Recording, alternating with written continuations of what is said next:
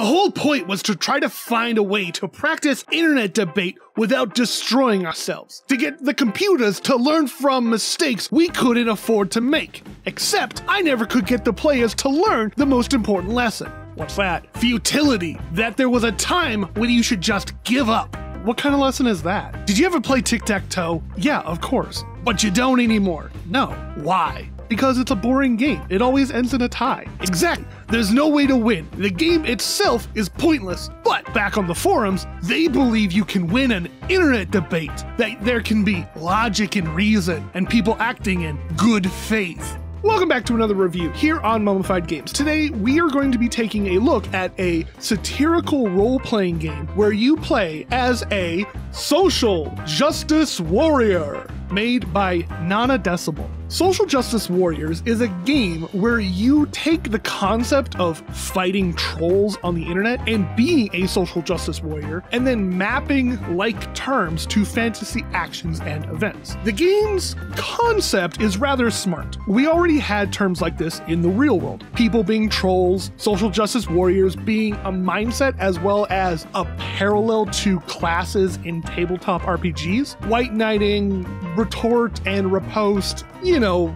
the lines are there, and it's not much of a stretch to make the argument and the simile to these two things. I like that there are different classes you can play as: the paladin, cleric, mages, or a rogue. Funny story, the rogue is all grayed out in the character select menu, so I thought I had to get to some sort of part of the game to unlock them. Turns out that's just how they dress. So each class you play as is slightly different in their moves, but most of the time the moves come down to just an attack that's iffy on whether or not it'll hit their patience and doesn't drain you at all, will hit their patience and reputation for a little bit at the cost of some of your reputation.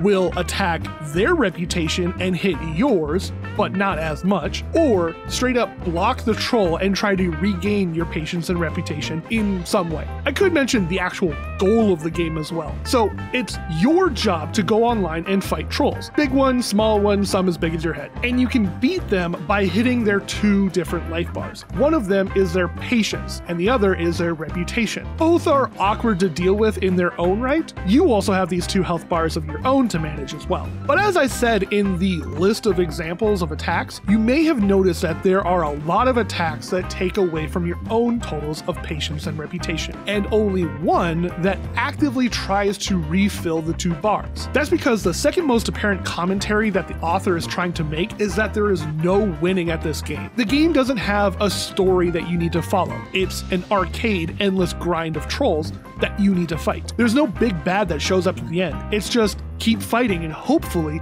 you can vanquish more trolls in this life. I said that it was the second most obvious commentary that the author is trying to make. The most obvious one is that at the end of the day, you are just like the troll. This commentary can be seen because the human that's meant to represent you is the same human that's meant to represent the opponent as well. The difference between what the two people are saying is only shown in the character icons that they use. Your warrior you're acting as, and the troll icon that they're using. It's both the same gray pale user on similar gray computers. Same animations and everything. I like these two commentaries are being put in this game. The next thing that comes up are some NPC users who come and either fight for you or give you a riddle that may or may not hurt you. The social druid will ask you questions and riddles, and depending on your answer, you may be punished or given a gift. Your opponent might receive something as well, depending on your response. All of these things come together in a nice game. It's a neat little pixel game that helps reinforce the idea that online discourse is a lose-lose scenario. The best course of action is to see if someone is not being cool. Someone sounds like a troll, just block them. No one needs to interact with people like this. Only interact with people who are chill. I want to try this game for a little bit longer and see if I can get to be a social justice champion. See if that's possible. Unlock that and see what the deal is with that class. Learning this game and seeing how it's played is an interesting adventure. Being thrown into a game you don't really know how to play and what you're going to experience is honestly a great joy of doing these videos. What's not a joy is when I boot up into a new game and there's a separate tutorial page that will list off all the things that you might need to know while playing this game. I thought this was a well-known fact that having a player read instructions on an info page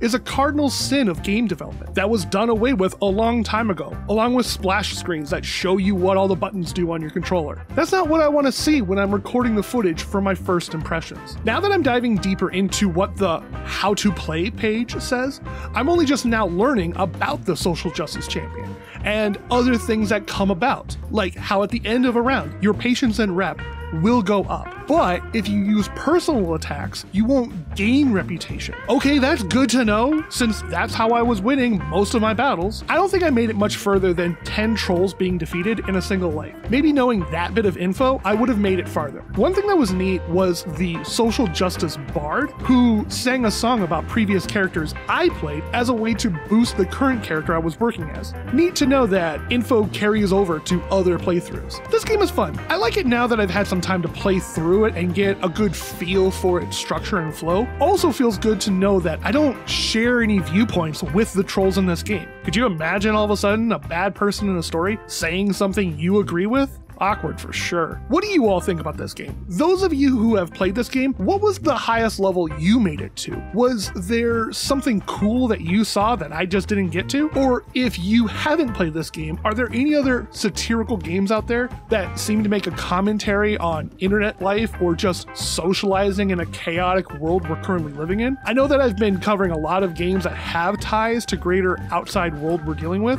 but maybe there is some that I just haven't been able to get to yet. Let me know about it in the comments. In the meantime, Greetings, Tony. hello Itch. A strange game. The only winning move is to not to play. How about a nice game of chess? You all do the YouTube dance. Like, sub, hit the bell, comment your thoughts, share, and tell someone you know about these videos. It all helps a lot. And as always, friends, keep digging. We'll make it out sometime. See you in the next one.